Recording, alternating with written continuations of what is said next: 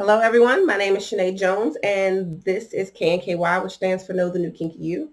I am your resident certified sex coach, and we are continuing along in our series about some common male sexual concerns.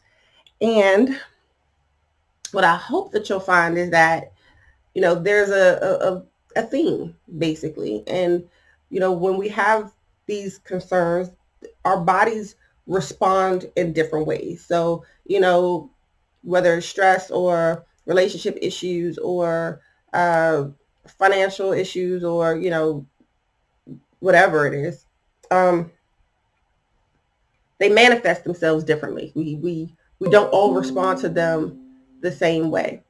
So what we can do is try to figure out how best to identify and recognize whether or not something that we're going through, how much it's affecting our lives. Because, it's one of those things where,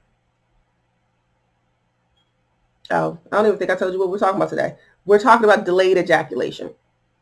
So delayed ejaculation is the counterpart to the early ejaculation, and it typically is not very common. It only happens in about less than 10% of men. And if it happens every now and again, just like anything else, shit happens. It shouldn't be anything to worry about. But this is where, again, you have to pay attention to what's going on with your body, and if this is something that is happening on a fairly regular basis, or something that, is having a serious and negative impact on your quality of life and quality of sex, it's definitely something that you go talk to your doctor about. Figure out if there's anything that is, medicine, or, some type of health risk, or, something that is getting in the way of your satisfaction. You have to have the conversation. So I'll put it out there. All right. What is delayed ejaculation? And you would think that this would be a good thing, especially, the dudes that say, they want to go for hours and hours. Nobody wants that. At least not without breaks in between. I digress.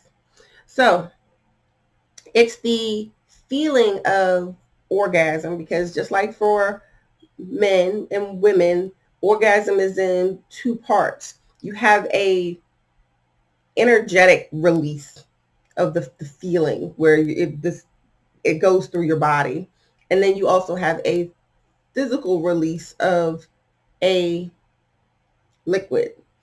Um, and it's much easier for men. We've established that, men often ejaculate, and they come, and it's great. And, the delayed ejaculation, though, is when a man goes through, the feeling of wanting to orgasm, but doesn't finish the full release cycle. And he can enjoy the sex that he had, but he feels incomplete and unsatisfied and unfinished. And, it's one of those things where I say that a lot of women go through the same thing. So this is one where you can kind of have some empathy for women, especially those who don't masturbate or don't orgasm easily. And we'll talk about that in our female series. So, common issues, or common causes, excuse me. Again, medical conditions, medicine, how your body's responding to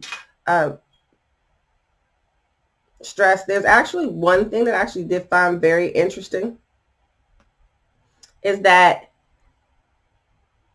you could, and it's not a lot of men, so don't go saying that this is what you have, suffer from retrograde ejaculation, which is the process by which, when you are about to ejaculate, the ejaculate reverses. It goes back into your abdominal cavity, as opposed to coming out your urethra. It actually does a reverse. So it's coming, but then it goes the other way. So that's a medical condition. There's also more likely answer is, again, intimacy issues, where you and your partner not seeing eye to eye, and you don't have that connection with them. Like, you might be enjoying it, but you're not really feeling it. And so, you're not having the experience that you want. You're not releasing. You could be under pressure. You might be just trying too hard. You or your partner might be trying too hard. It's like, if you're focused on Am I doing it right? Am I pleasing her? What is this issue? Like pressure, pressure, pressure. Your body's not going to respond. You're inducing stress onto yourself that isn't helping you. So take the pressure off. There are ways to resolve it, delayed ejaculation. Um, I would go back to saying the same thing that I said before. Look at your situation. Do you have any trust issues with your partner? Is trust an issue with you at all? Because there are a lot of times where if you are not a trusting person to allow someone to share in that moment where you are very vulnerable, you know, you might not feel that connection with them and might have a physical response to it. Whereas it's counterintuitive to what you want to accomplish. But again, your mind and your body are much stronger when they work together. So if there's conflict, you're not going to see the results that you want. Make sure that there's a safe space for you guys to communicate and work on your intimacy. And then, like if there is criticism and judgment, remove that shit out the way, because a mental block is not going to help you resolve your problem. You have to communicate. You have to delve into what the issues are. You have to be on the same page. You have to be partners. That's the only way it's going to work. Because if you've seen consistently that things aren't getting better, they're not getting better because the effort to make them better isn't there. Or let's say that the effort is there, but the tactics aren't. You're not sure of what exactly to do. And this is, again, you could work with a coach.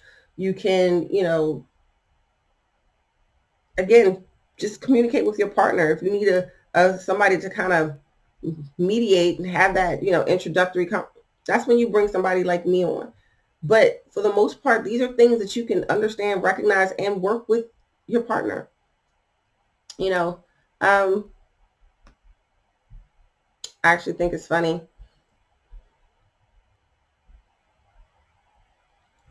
I did an article one time where it was talking about can females get blue balls? Delayed ejaculation can cause that effect in men. And it's the same thing, because remember, you have this erection, you have this release that is trying to come out and it doesn't. So, it's unfortunate that it does happen to these men, and it's uncomfortable, can be painful.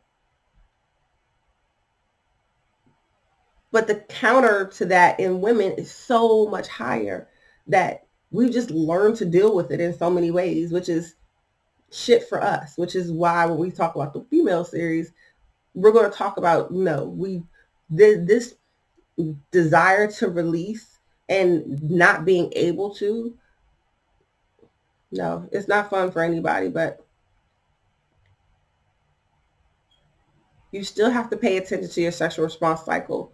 When you reach that point of orgasm, recognize it in your body, recognize it in your mind, let it go. Don't try to manage it. Don't try to control it. Don't try to, I'm going to keep going. I'm going to keep going.